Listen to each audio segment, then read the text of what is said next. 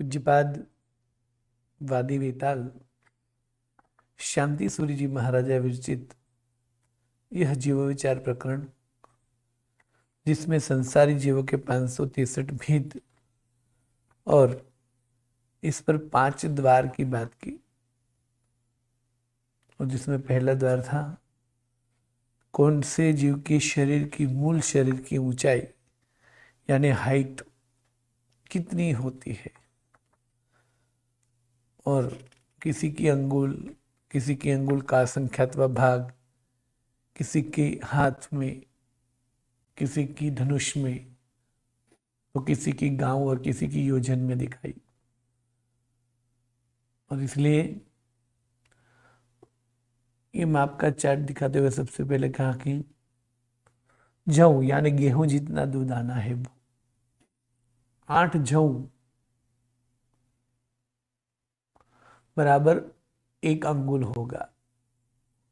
ऐसे 4 अंगुल बराबर 1 मुट्ठी होगी। ऐसी 3 मुट्ठी बराबर 1 वैत होगी।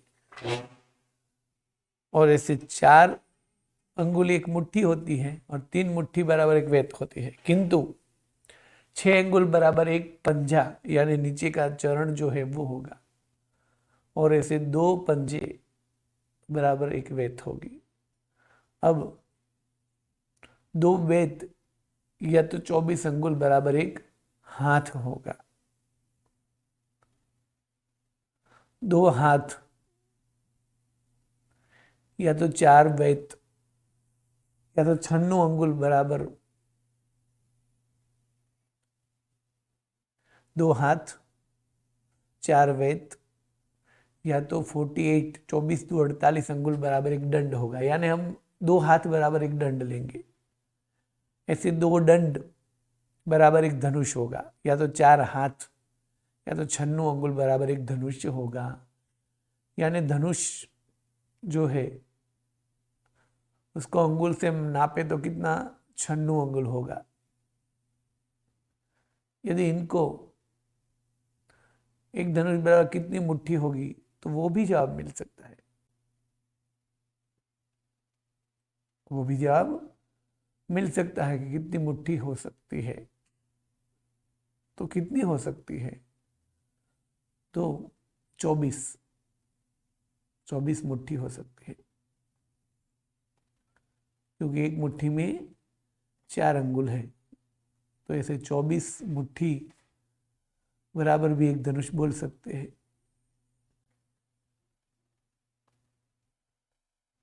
तो हो गए ना 96। ऐसे 24 मुट्ठी बराबर एक धनुष बोलते हैं। 96 अंगुल बराबर भी एक धनुष बोल सकते हैं। ऐसे कितनी वेत बराबर एक धनुष? तो 33।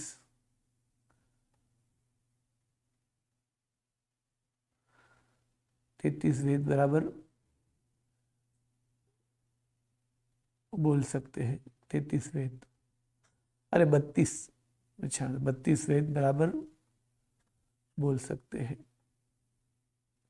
इसी तरह धनुष को अंगुल में 96 अंगुल, यदि मुट्ठी में करना है तो 24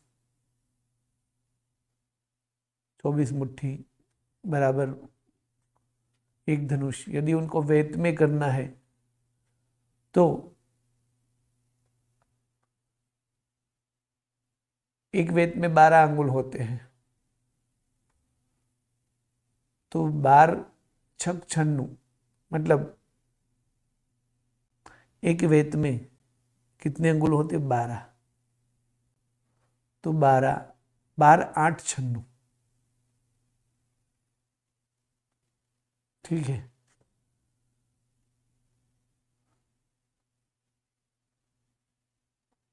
तो 8 वेत बराबर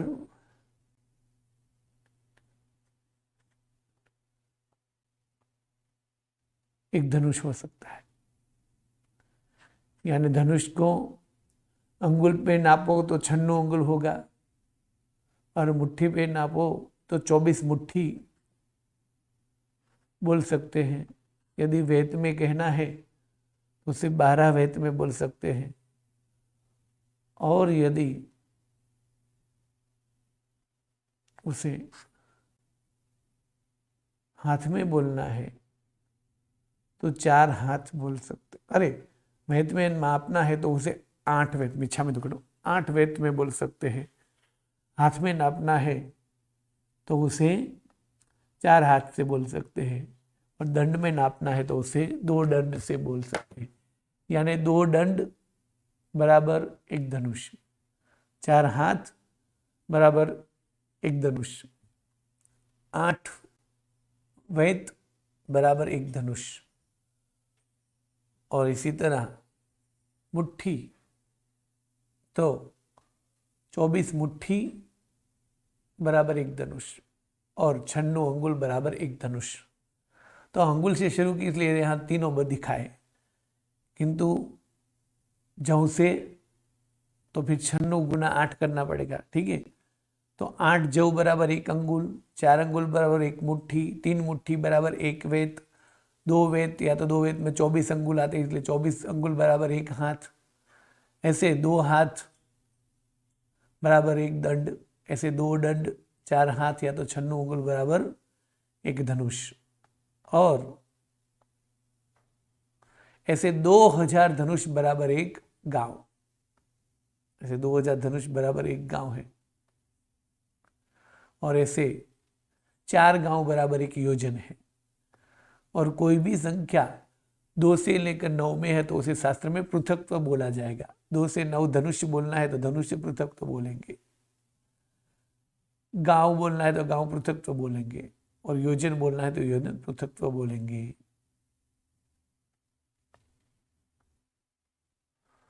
अब आज की भाषा में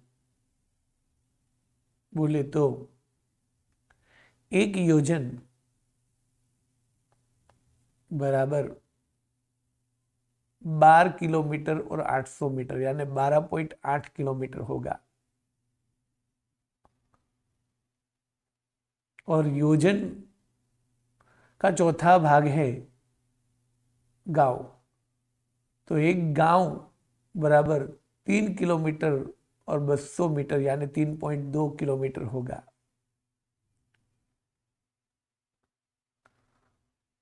और माइल बोले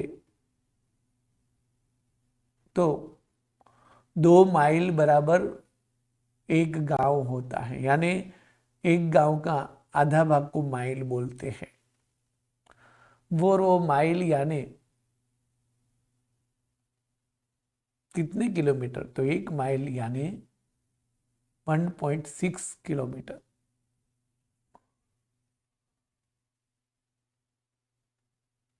और 1.6 का डबल करेंगे तो 1 गांव हो जाएगा, और 1 गांव हो जाएगा तो 3 किलोमीटर और 200 मीटर हो, यानी 3 पॉइंट, क्यों, तो यहाँ 12 आएगा और यहाँ 2 आएगा, तो 10 हो जाएगा, तो यहाँ 3 हो जाएगा, और उसमें से 2 बचेगा, यानी 3 किलोमीटर, 2.3 किलोमीटर। तो आज की भाषा में 1 योजन को क्या क्या कह सकते हैं, ये जो भी माप लिया है उस सभी की बात करें तो 12 किलोमीटर और 8 पॉइंट, यानी 12.8 किलोमीटर। अंगुल, चरण, 2 चरण बराबर वेत, 2 वेत बराबर 1 हाथ। अंगुल, वेत, 1 हाथ, 2 हाथ, ऐसे 4 हाथ बराबर 1 धनुष, और ऐसे 2000 धनुष बराबर 1 गांव। उसी तरह सबका नाप लिया, और इस हिसाब से जिसकी जिसकी भी ऊंचाई बताई वो कितने बड़े हो सकते हैं ये बात दिखाई, कि जैसे वनस्पति ये सभी जीवों की ऊंचाई जो है वो दिखाई है, वो उच्छेद अंगुल से दिखाई है। और उच्छेद अंगुल के एक योजन बराबर कितने किलोमीटर है? 13.8 किलोमीटर। यानी यदि एक इंद्र की ऊंचाई की बात करें तो 21 भेद की ऊंचाई तो अंगुल का संख्यात्वा भाग है, किंतु वनस्पति की ऊंचाई जो है वो 1000 योजन से भी कुछ अधिक है। तो इस हिसाब से वनस्पति की ऊंचाई यदि हमें देखनी है तो 1000 योजन से भी कुछ अधिक है, किंतु 1000 को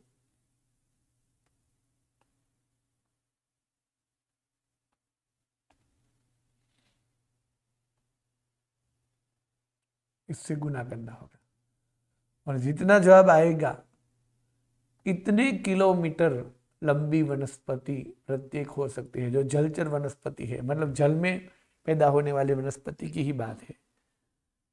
और यहाँ आज के युग में भी अभी भी जो है हम जहाँ आसपास में देखते हैं तो हमें ज़्यादा से ज़्यादा 3 माले तक या तो 4 माले तक की वृक्ष या तो वनस्पति दिखती है।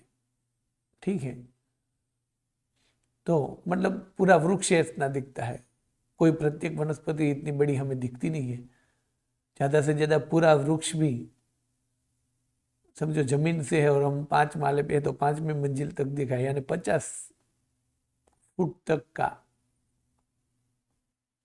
ऊंचा देखा होगा, उससे ज्यादा शायद नहीं देखा है।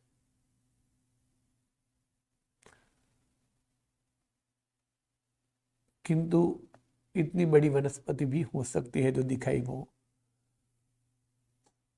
तो कहते हैं कि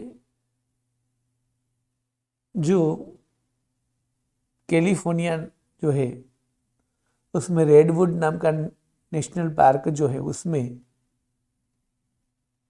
हाइपेरियन नाम का जो वृक्ष है उनकी ऊंचाई किलोमीटर नहीं, हाँ मीटर, सिर्फ 115 मीटर के ऊपर है। 115 मीटर, यानी इसको फुट में कन्वर्ट करें तो इसको 3 से भी ज्यादा गुना करना पड़ेगा, क्योंकि 3.3 बराबर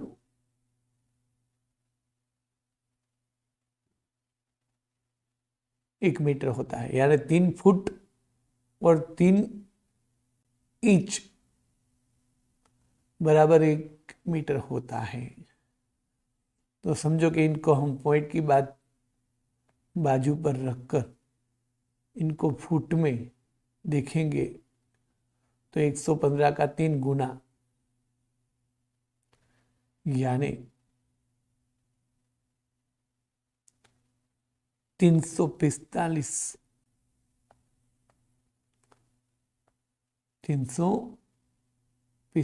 फुट से भी ज्यादा ऊंचाई उस वृक्ष की हुई। वैसे उनसे भी ज्यादा होगी, लगभग सभी पॉइंट वगैरह गिने तो 400 फुट तक हो जाएगी। और 400 फुट यानी 40 माल की जो बिल्डिंग है उतना बड़ा। ऐसे 400 फुट भी कितना बड़ा लगता है वृक्ष। 400 फुट यानी 1 माल 10 फुट का हम गिने, शायद हमारे फ्लैट की ऊंचाई 10 फुट है, तो ऐसे 40 माल की जो बिल्डिंग है तो ग्राउंड फ्लोर से लेकर 40 माल की जो बिल्डिंग है उसके टेरेस पर हम खड़े हैं, तो इतना बड़ा वृक्ष आज भी है। इसी तरह कई सारे वृक्ष के उदाहरण दिए हैं। किंतु सबसे ऊंचाई वृक्ष की कितनी होती है? 1000 योजन से भी कुछ अधिक, यानी 1000 को 13.8 से गुनो। अब 8 पॉइंट को बाजू पर रख के सिर्फ 13 से भी गुनेंगे तो 13,000 किलोमीटर की ऊंचाई हो जाएगी। अब इसी तरह बेइंद्रिय, तेइंद्रिय, चौरिंद्रिय की ऊंचाई भी दिखाई कि बेइंद्रिय की ऊंचाई जो है वो 12 योजन की है, और 12 योजन को यदि आज की भाषा में कन्वर्ट करेंगे तो 12 योजन को 12.8 से गुनना पड़ेगा और जवाब आएगा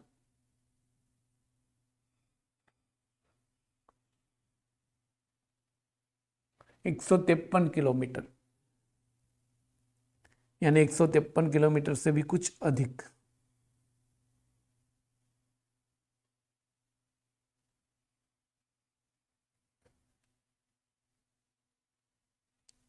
एक 153 किलोमीटर मतलब अहमदाबाद से शुरू करके बड़ौदा से आगे तक की रेंज हुई। ये सभी जो बताए बेइंद्र, तेइंद्र, चौरिंद्र वगैरह की ऊंचाई वो सभी ढाई द्वीप के बाहर की दिखाई है। शंख अभी जो देखने मिलता है वो बड़ा सा बड़ा शंख 2 फुट का देखने मिला है, 2 फुट का।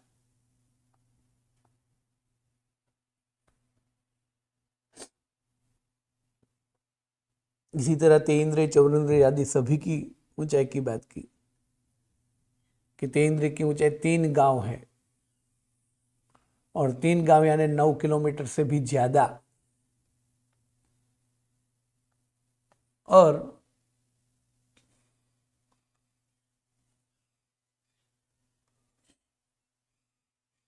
अभी आज 30 सेंटीमीटर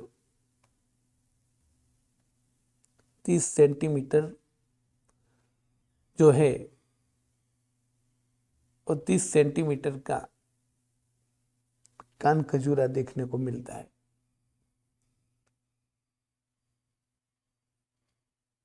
हजार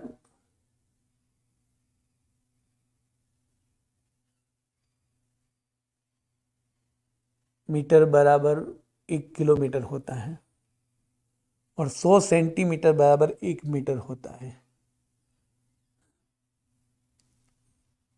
यानी 30 सेंटीमीटर का कान खजूरा यानी सेंटीपेट जिसे हम बोलते हैं। और यहाँ जो ऊंचाई दिखाई है इतनी करनी है तो आज बड़े से बड़ा जो कान खजूरे 32,000 कान खजूरे एक के बाद एक रखेंगे तब 9 किलोमीटर जैसा होगा। इसी तरह चौरिंद्री की ऊंचाई भी दिखाई है। ये सभी जगह पर हमें एक योजन बराबर क्या लेना है? 12.8, पूरा 13 किलोमीटर नहीं, ये ध्यान रखना है। अब 3 प्रकार के जो अंगुल थे उसमें उच्चेत, प्रमाण और आत्म अंगुल, 3 प्रकार की मुख्य बात आई थी। तो ये सभी जो नाप है किनका? जीवों के शरीर की ऊंचाई का, वो सभी नाप किसका है? उच्चेद अंगुल से बताया है। ये सभी माप जो है वो उच्चेद अंगुल से दिखाया है।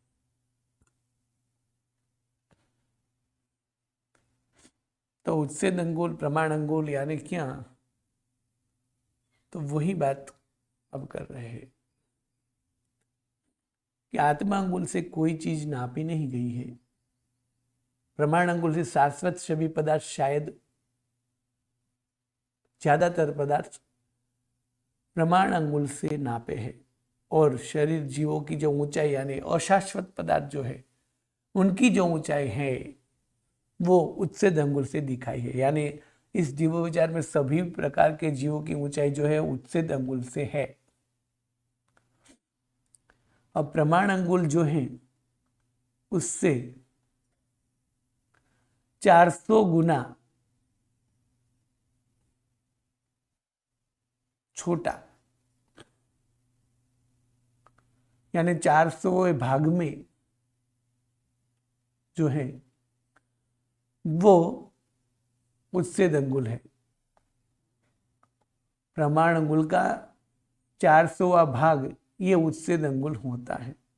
यानी ये कह सकते हैं कि एक उत्सेद अंगुल को 400 बार रखो तब एक प्रमाण अंगुल होगा। यानी एक उत्सेद अंगुल से 400 गुना बड़ा प्रमाण अंगुल होता है। अब यहाँ एक उदाहरण के तौर पे ले हम तो जैसे आदिनाथ परमात्मा, तो आदिनाथ परमात्मा की ऊंचाई कितनी थी? तो 500 धनुष, 500 धनुष।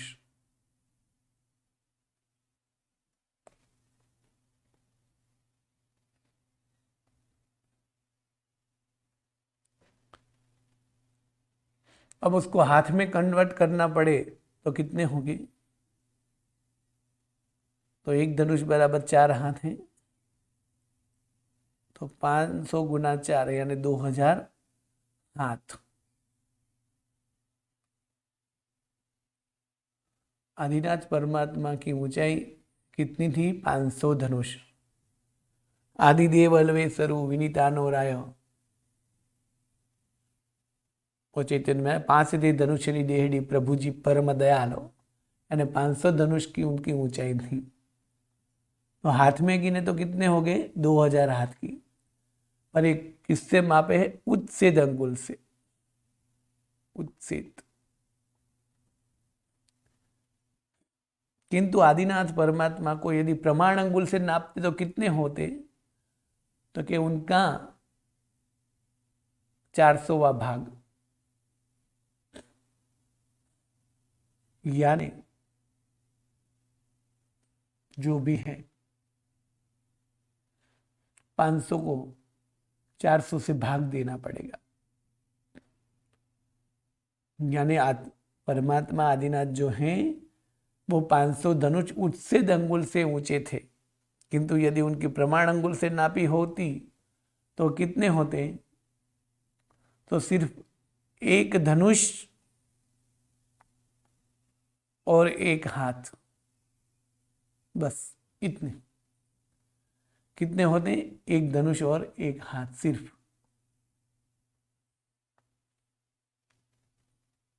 या तो हाथ में करेंगे तो हमें मालूम होगा कि यदि आदिनाथ परमात्मा उत्सेद अंगुल से हाथ से नापेंगे तो धनुष की जगह हाथ से बोलेंगे तो 2000 हाथ हो गए, किंतु वो प्रमाण अंगुल से नापेंगे तो कितने हाथ हो गए? सिर्फ 5 हाथ। क्यों? तो उत्सेद अंगुल प्रमाण अंगुल से 400 गुना छोटा है। या तो ये बोल सकते हैं कि उत्सेद अंगुल से प्रमाण अंगुल 400 गुना बड़ा है। तो 2000 का 400 भाग करेंगे तो क्या रहेगा? ऐसा आएगा।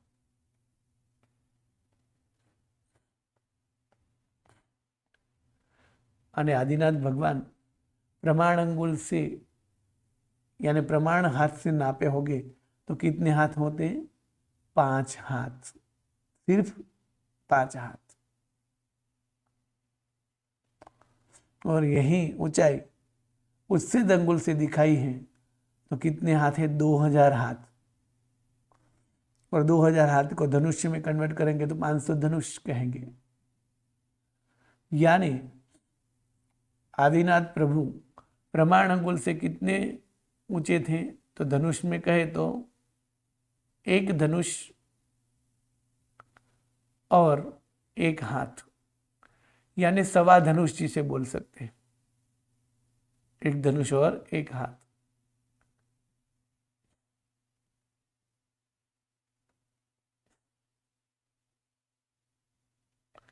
और हाथ में बोले तो सिर्फ 5 हाथ, क्योंकि 4 हाथ बराबर एक धनुष होगा।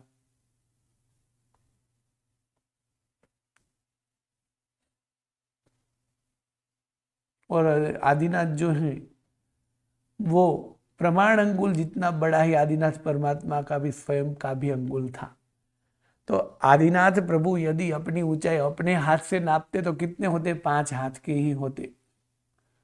और 5 हाथ यानी 120 अंगुल, यानी महापुरुष 120 अंगुल के ऊंचे होते हैं। यानी आदिनाथ अपने हाथों से नापते तो भी वो सिर्फ 5 हाथ के ही थे, क्योंकि 5 हाथ से बड़े कभी कोई हो ही नहीं सकते हैं। हाल में जो हम हैं वो हम अपने हाथ से नापेंगे तो ज्यादा से ज्यादा 3.5 हाथ होगा, उससे ज्यादा हो ही नहीं सकता। वैसे 3 हाथ ही होते हैं, किंतु ज्यादा से ज्यादा भाई 3 हाथ से कोई ज्यादा 3.5 हाथ जैसा होगा, उससे ज्यादा नहीं हो सकते। महापुरुष अपने हाथ से 5 हाथ ऊंचे हो सकते हैं, ये आदिनाथ थे। यानी 5 हाथ थे वो प्रमाण अंगुल से थे, या तो आदिनाथ का अंगुल स्वयं का अंगुल भी प्रमाण अंगुल जितना ही था, यानी अपने आत्मा अंगुल से भी 5 हाथ थे, ऐसा बोल सकते। तो 5 हाथ था तो उससे अंगुल उससे कितना गुना ज्यादा है, कितना छोटा है? तो 400 गुना, यानी उनको 400 गुना करोगे तो कितना होगा? 2000 हाथ हो जाएंगे, यानी 2000 हाथ है। और धनुष में कन्वर्ट करना है तो उनको 4 से भागोगे तो 500 धनुष। वो 500 धनुष आदिनाथ परमात्मा है ऊंचे, किंतु किस हिसाब से? उच्छेद से, प्रमाण से तो वो एक धनुष और एक हाथ ही सिर्फ थे। इसी तरह जम्बूद्वीप का उदाहरण ले तो जम्बूद्वीप पूरा जो है वो 1,00,000 योजन का है। ये जम्बूद्वीप जो है वो जम्बूद्वीप इस गोल सर्कल में जो चित्र में हम देखते हैं तो वो 1,00,000 योजन का जो है, एक किनारे से लेकर दूसरे किनारे तक। तो वो कौन से माप से है? प्रमाण अंगुल से। यानी आज की भाषा में जम्बूद्वीप की लंबाई और चौड़ाई कहेंगे तो कितनी हो सकती है? तो जम्बूद्वीप 1,00,000 योजन का है। 1,00,000, एकम, दशक, 100, 1000, 10,000, लाख। वो 1,00,000 का है तो वो किससे? प्रमाण अंगुल से है। यदि उनको किलोमीटर में करना होता तो पहले क्या करते? तो सबसे पहले उनको उच्छेद अंगुल में ट्रांसफर करना पड़ेगा। यानी ये प्रमाण अंगुल को उच्छेद में बोलना है तो इसको 400 गुना करना पड़ेगा।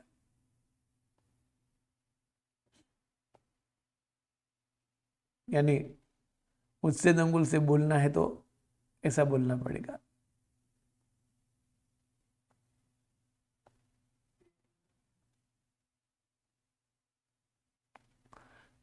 एक, दो, तीन, चार, 5, 6, एकम, दशक, 100, 1000, 10,000, लाख। उसको 400 गुना करोगे तो 2 बिंदु बढ़ जाएगा और यहाँ 4 हो जाएगा। यानी एकम, दशक, 100, 1000, 10,000, लाख, 10,00,000, करोड़। एकम, दशक, 100, 1000, 10,000, लाख, 10,00,000 और करोड़, यानी 4 करोड़ हो जाएंगे। 4 करोड़ योजन। और उनको 12.8 से गुनना पड़ेगा। यानी 12 से गुनो तो यहाँ 4 की जगह 48 आ जाएगा। 48 करोड़ किलोमीटर। वैसे 48 किलोमीटर 8 पॉइंट को भी गुनना होगा, यानी कहीं ज्यादा हो जाएगा। उनकी लंबाई और चौड़ाई कितनी हुई?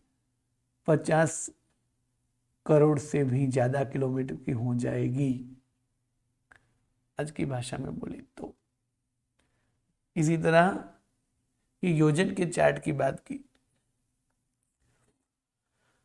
अब दूसरी बात यह थी कि आयुष्य, तो आयुष्य के काल का भी सबसे छोटे से छोटा काल है समय।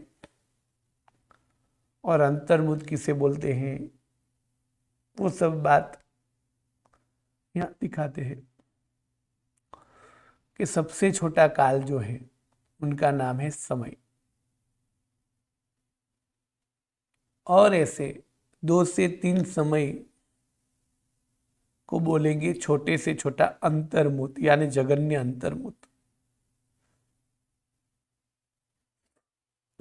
अंतर्मुत के 3 प्रकार है, जगन्य, मध्यम और उत्कृष्ट।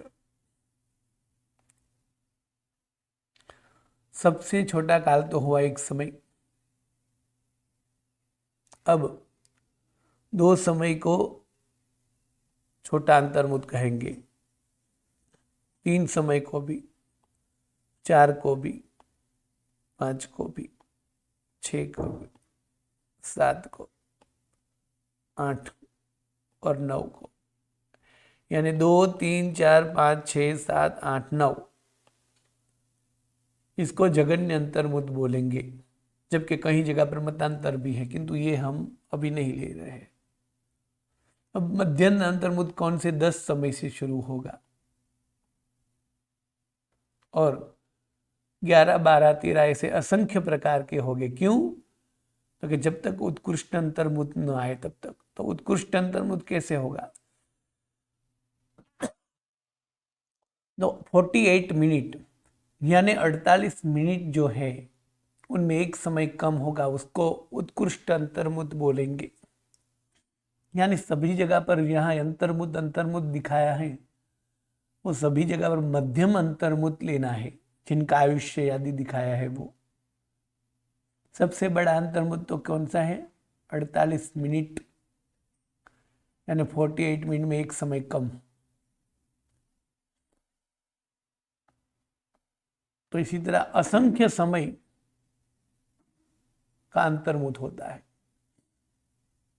और 48 मिनट वाले अंतर्मुत में कई सारी आवलिकाएं होती हैं और एक आवलिका भी असंख्य समय की होती है। तो इस तरह सबसे छोटा समय का नाप अंश, इसको बोलेंगे एक समय। काल का सबसे छोटा अंश को एक समय बोलेंगे। अब 2 से 9 समय को जगन्य अंतर्मुत बोलेंगे। ऐसे कई सारे असंख्य समय या तो कई सारे छोटे अंतर्मुत, असंख्य समय बराबर एक आवलिका होगी। कौन सी असंख्य समय? तो असंख्य का वर्णन चौथे कर्मगद में आएगा। वहां जो एक असंख्य है उनके जितना समय बराबर एक आवलिका। अब ऐसी 256 आवलिका बराबर एक छोटा सा भव, सबसे छोटा भव होगा। क्योंकि कोई भी जीव का आयुष्य 256 आवलिका तो होता ही है। यानी छोटे से छोटा भव कितनी आवलिका का होता है? 256 आवलिका का। और 1 सेकंड में कितनी आवलिका होती है? इतनी, 5825। 1 सेकंड में 5000, आज की भाषा में 1 सेकंड यानी 5825 आवलिका और 5825 को 256 से भाग दोगे और जो जवाब आएगा वो 1 सेकंड में होने वाले जन्म है।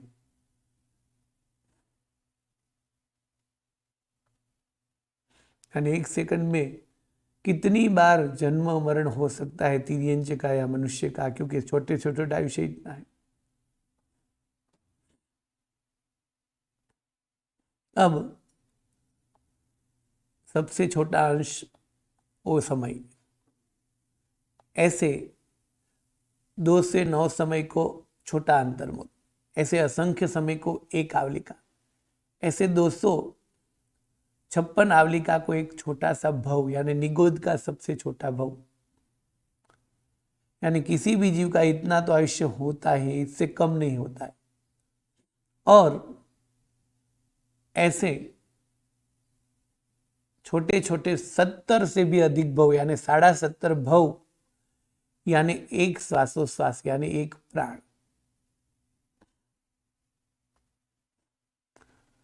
और ऐसे 7 प्राण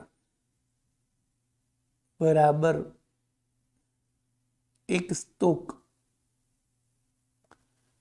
ऐसे 7 स्तोक बराबर 49 श्वासोश्वास और एक लव यानी कि एक माप है। ऐसे 38 लव बराबर 24 मिनट यानी एक घड़ी।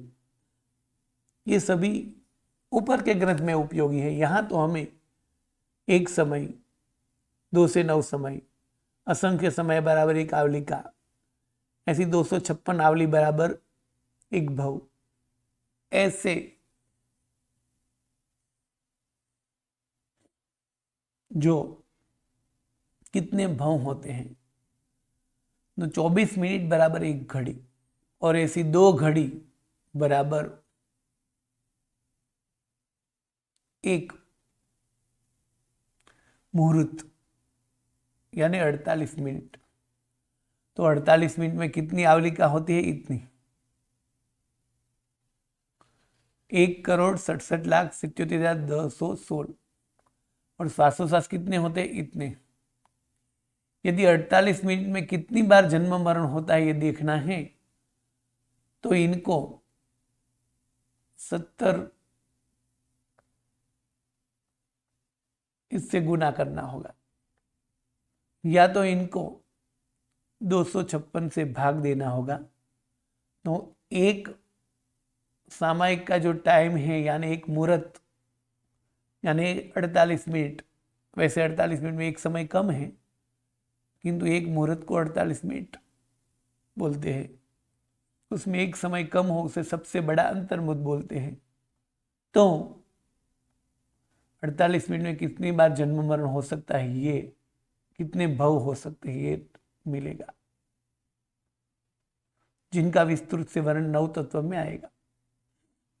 अब 48 मिनट यानी एक मुहूर्त, 2 घड़ी या तो इतनी आवलिका,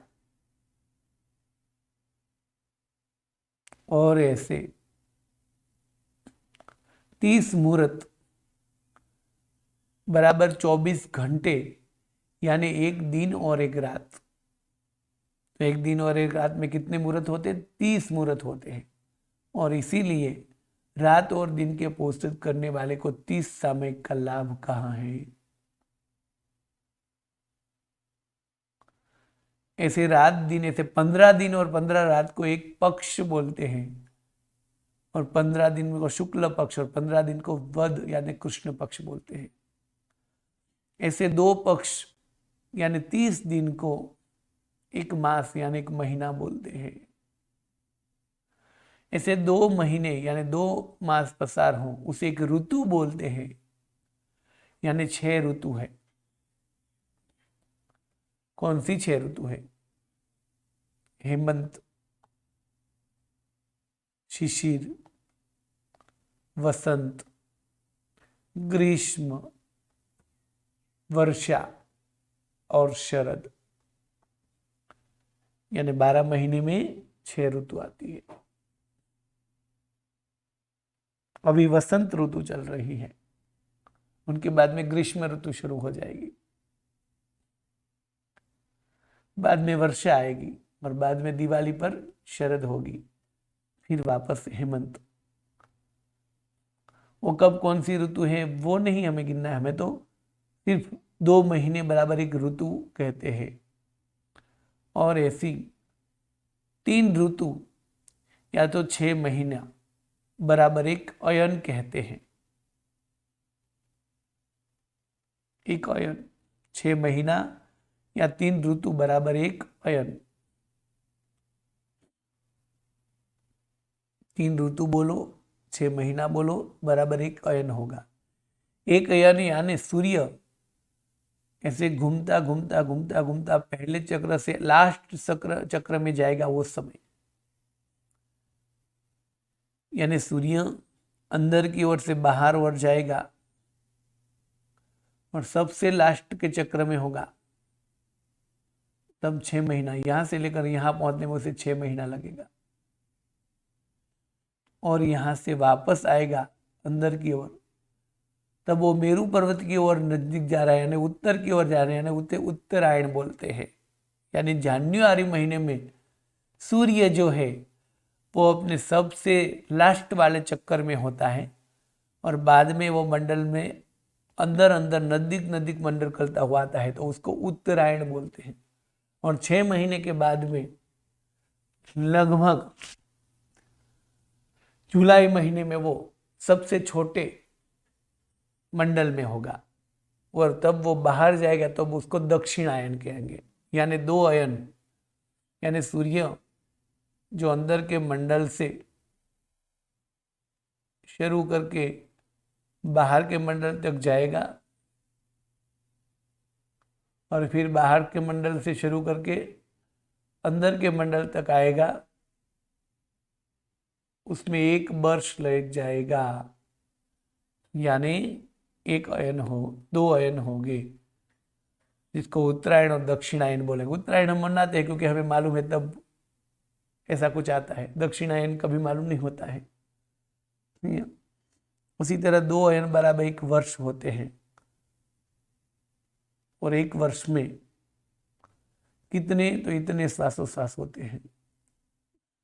और यदि इसमें कितने भव है तो इसको गुना 70 भी, वैसे 70.5 है किंतु 17 गुना उसको करोगे तो 1 वर्ष में निगोद वाले जीव इतने जन्म कर सकते हैं। 1 वर्ष में इतनी बार जन्म मरण हो सकता है। और ऐसे 5 वर्ष को एक युग बोलेंगे और ऐसे 1 वर्ष 2 वर्ष 3 वर्ष, ऐसे 100 वर्ष 1000 वर्ष लाख वर्ष, ऐसे 84 लाख वर्ष हो गए, 84 लाख वर्ष होगा, तब एक पूर्व का भाग होगा, यानी एक पूर्वांग होगा, पूर्व का एक छोटा सा भाग, उसको पूर्वांग बोलेंगे। 84 लाख वर्ष बराबर एक पूर्वांग होगा और इसमें 84 लाख पूर्वांग बराबर एक पूर्व होगा, यानी 84 लाख वर्ष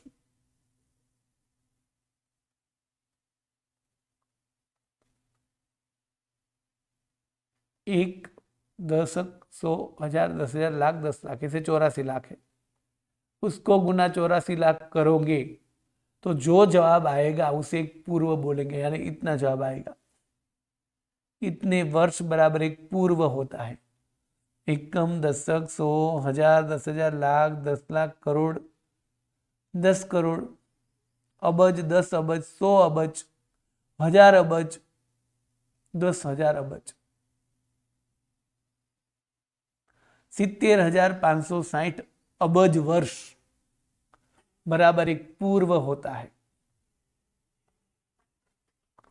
एक पूर्व कब होगा? 70 लाख, अरे 70,560 अबज वर्ष, एक अबज नहीं, यहां 70,560 अबज बराबर एक पूर्व होगा। और ऐसे 84 लाख पूर्व वो आदिनाथ परमात्मा का आयुष्य था। यानी इन संख्या को 84 लाख गुना करोगे तब जो जवाब आएगा इतने वर्ष का आयुष्य प्रभु आदिनाथ का था। और ऐसे असंख्य वर्ष बराबर एक पल्योपम होता है और ऐसे 10 कोटा कोटि पल्योपम बराबर एक सागरोपम होता है। यानी दोनों असंख्य वर्ष है, किंतु ये जो है ये लोटे के बराबर है और ये जो है सागर के बराबर है, ये प्याले के बराबर है, यानी पल्य यानी पीप के बराबर है, जबकि ये सागर के बराबर है। और ऐसे 10 कोटा कोटि सागरोपम बराबर एक उत्सर पीणी और एक अवसर पीणी होगा। और ऐसे 20 कोटा कोटि सागरोपम बराबर एक उत्सर पिंड और एक अवसर पिंड यानी काल चक्र होगा। ऐसे अनंत काल चक्र बराबर एक पुद्गल परावर्तन होगा और ऐसे अनंत पुद्गल परावर्तन से हमारी आत्मा भटक रही है। यानी ऐसे अनंत पुद्गल परावर्तन हमने जन्म मरण में पसार किए हैं। तो पल्योपम सागरोपम आदि का विस्तृत स्वरूप आदि आगे के ग्रंथ में आएगा, किंतु यहाँ यही है कि वर्ष किसे बोलते हैं वो सब तो ठीक है, पर असंख्य वर्ष बराबर पल्योपम होता है। और ऐसे 10 कोटा कोटि पल्योपम, पहले तो कोटा कोटि किसे बोलते हैं तो कि 1 करोड़ को 1 करोड़ से गुणो और जो जवाब आए उसको 1 कोटा कोटि बोलेंगे। ऐसे 10 कोटा कोटि, उसको 10 गुना करोगे तो 10 कोटा कोटि होगा और इतने बार पल्योपम को दोगे तब सागरोपम होगा। यानी ये सभी असंख्य वर्ष है और ये अनंत वर्ष है। इस तरह काल का नाप दिया। अब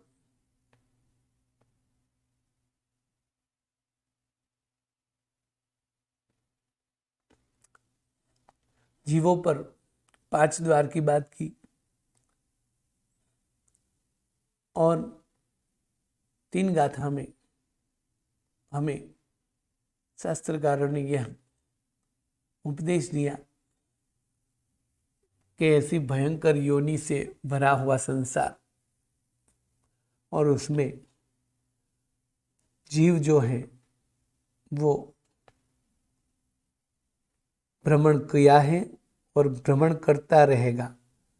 यदि वो जीर्ण वर्ण मलहंता यानी जीन वचन को नहीं प्राप्त करेगा तो फिर इस गाथा में हमें यह कहा कि हमें जीन वचन जीन वाणी आदि प्राप्त हुई है तो हमें क्या करना चाहिए। और फिर यह जीव विचार कहाँ से लिया है तो ये भी एक जीन वाणी है। जीव विचार यानी जीव विचार ग्रंथ का ज्ञान प्राप्त करने के बाद भी यदि हम भ्रमते ही रहे तो निरर्थक रहेगा। ये 3 गाथा हम विस्तृत से करेंगे। फिर यह चार्ट जो है वो चार्ट कौन सा है कि सभी जगह पर 563 में से कौन कौन सी जगह पर कितने भेद हमें देखने मिलेंगे। तो सबसे पहले तो 4 गति है और 4 गति जो है उनके नारक के 14 भेद है, जबकि तिर्यंज के 48 हैं, जबकि मनुष्य के 303 हैं, जबकि देवों के जो हैं वो 198 हैं। तो उसमें से सब जगह पर यानी हमारी मुट्ठी में कितने भेद देखने मिलेंगे। इसी तरह सब जगह का भरत क्षेत्र में कितने भेद हैं, महाविद्य क्षेत्र में कितने मिलते हैं, ये चारों गति के भेद यह चार्ट यहाँ दिया है। ये चार्ट भी ग्रुप में रखेंगे।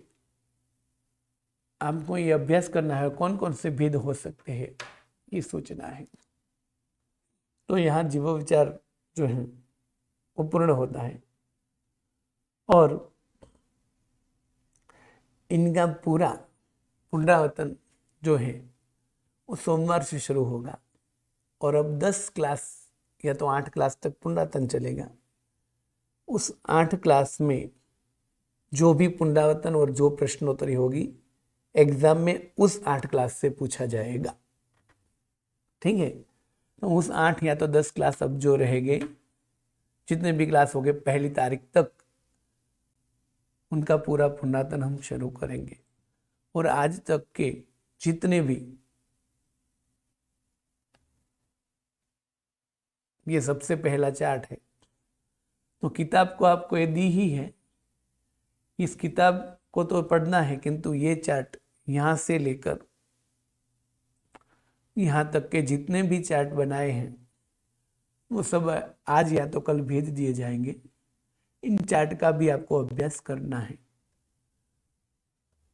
तो सोमवार से इनका पुनरावर्तन शुरू होगा और उस पुनरावर्तन में जो भी प्रश्न पूछने हैं वो भी पूछ सकते हैं। पूरा 1 से लेकर 51 गाथा तक का पूरा जीवो विचार का डिटेल्स में हम पुनर्तम शायद 7 या तो 8 क्लास में पूर्ण करेंगे। वही 7 और 8 क्लास में से एग्जाम में भी पूछा जाएगा। प्रणाम। नमो नमो। प्रश्न? हाँ हेमांगी बेन, प्रश्न बोलिए। जिनको भी प्रश्न है वो प्रश्न पूछ सकते हैं, उनका जवाब कल देंगे। क्लास का टाइम हुआ है। गुरुजी। हाँ प्रश्न पूछ हाँ लीजिए, प्रश्न शुरू रखिए। જી हाँ તો પ્રણામ ગુરુજી અને આ ઉત્સંગ અને પ્રમાણ ને બધી જે અંગુલના નામ છે એની કોઈ વ્યાખ્યા છે ગુરુજી? प्रमाण अंगुल और उत्सेद अंगुल की व्याख्या यही है, एक माप है। लेकिन सबका अलग अलग है ना गुरुजी, वो तो 400 गुना ज्यादा प्रमाण का ज्यादा। हाँ तो वही एक माप का ये साधन है। जैसे देखिए कि हम आज की भाषा में फुट से नापते हैं या तो मीटर से नापेंगे, ठीक है ना। दो हाँ, प्रकार है नापने के। कोई भी चीज हम नापेंगे तो फुट से या तो मीटर से नापेंगे ना। जी जैसे कपड़ा लिया तो 1 मीटर कपड़ा लंबा है, तो उनको फुट में बोलना हो तो 3 फुट 3 इंच, ठीक है, ऐसा बोल सकते हैं। यानी 36 इंच का कपड़ा है। तो 2 तरह के नाप हुए यहाँ। और तीसरा जी नाप ये है, देखिए तीसरा नाप ये है कि हम अपने हाथ से भी नाप सकते हैं। किंतु सामने पड़ा हुआ कपड़ा आप अपने हाथ से नापोगे, दूसरी बहन अपने हाथ से नापेगी, दूसरा बालक अपने हाथ से नापेगा, तो वो प्रमाणित नहीं हो सकता, क्योंकि वो अपने अपने हाथ से नापा हुआ है। तो वो हमें याद रखने के लिए वो हम नाप सकते हैं। किंतु किसी दुकान में जाकर हम यही बोलेंगे कि हमें 1 मीटर कपड़ा चाहिए, या तो 3 फुट या तो 3.25 फुट कपड़ा चाहिए। दोनों में से एक ही बोल सकेंगे ना। या तो हमें कितने फुट चाहिए, 3.25 फुट चाहिए, या तो फुट में हमें 100 फुट चाहिए, या तो मीटर में हमें 50 मीटर चाहिए। तो आज की भाषा में जैसे नापने का ये कार्य है, उसी तरह तब नापने का जो काम था वो अंगुल में योजन में था। तो वो अंगुल कितने अंगुल बराबर एक योजन होते वो बता दिया। तो वो योजन जो 2 तरह से थे, एक कैसे कि उत्सेद अंगुल से और एक प्रमाण अंगुल से। तभी अशाश्वत चीज जो है उत्सेद अंगुल से नापी गई है, और सभी शायद शाश्वत चीज जो है वो प्रमाण अंगुल से नापी गई। तो उत्सेद अंगुल है वो कितना है और प्रमाण अंगुल है वो कितना है। यानी प्रमाण अंगुल जो है वो कौन सा अंगुल होगा, तो आदिनाथ परमात्मा जब जन्मे तो आदिनाथ परमात्मा का जितना अंगुल था उस उतने नाप वाला ही प्रमाण अंगुल था। यानी जी तो जो भी आदिनाथ के अंगुल है, हाँ आदिनाथ के अंगुल है वो प्रमाण अंगुल हाँ है, वो पर प्रमाण अंगुल हमारे है। पर अंगुल। आदिनाथ के हिसाब से तो वो आत्म अंगुल होगा। यानी आदिनाथ का अंगुल है वो प्रमाण अंगुल नहीं। आदिनाथ का अंगुल जो है वो प्रमाण अंगुल के माप के बराबर था। ये उदाहरण दिया। जैसे समझो कि आज के भाषा में 1 फुट है और हमारी वेत भी बराबर 1 फुट की हुई, तो हम बोल सकते हैं कि ये 5 फुट है। तो हम ये बोल सकते हैं कि जैसे मेरी वेत से, तो जैसा प्रमाण अंगुल का नाप है वो ही नाप आदिनाथ के अंगुल का था। यानी आदिनाथ का अंगुल और प्रमाण अंगुल दोनों एक समान थे। जबकि उत्सेद अंगुल तो कि उनसे 400 गुना छोटा था। और वहीं तब ये ऐसे ही मापते थे हाथ से अंगुल से, तो ये दिखाया। अब जो है वो किलोमीटर में नापते हैं। तो आज की भाषा में उत्सेद अंगुल का शास्त्रकारों ने किलोमीटर दिखाया कि किलोमीटर कितना है। तो 1 योजन बराबर 12.8 किलोमीटर हुए। और उसको प्रमाण अंगुल से वो किया होगा तो वो कितने किलोमीटर का होगा, तो उसको 400 गुना करना है। तो उत्सेद अंगुल और प्रमाण अंगुल, तो उत्सेद अंगुल यानी प्रमाण अंगुल यानी तो प्रमाण अंगुल आदिनाथ परमात्मा का जितना अंगुल था उतने अंगुल से, उतने बड़े अंगुल से नाप लेना है वो। और उससे 400 गुना कम से जो नाप लिया है वो उत्सेद अंगुल है। और तो फिर आदिनाथ भगवान का आत्मा अंगुल भी बोल सकते हैं उसी को, इसी को, आदिनाथ का क्योंकि आत्मा उनका अंगुल भी खुद बोल का भी सकते हैं। हाँ वही माप था। हम्म, आत्मा अंगुल मीन्स पोता अपने अपने का हाँ माप अपने है आप ना। का। हाँ जी, धन्यवाद है गुरु जी। प्रणाम।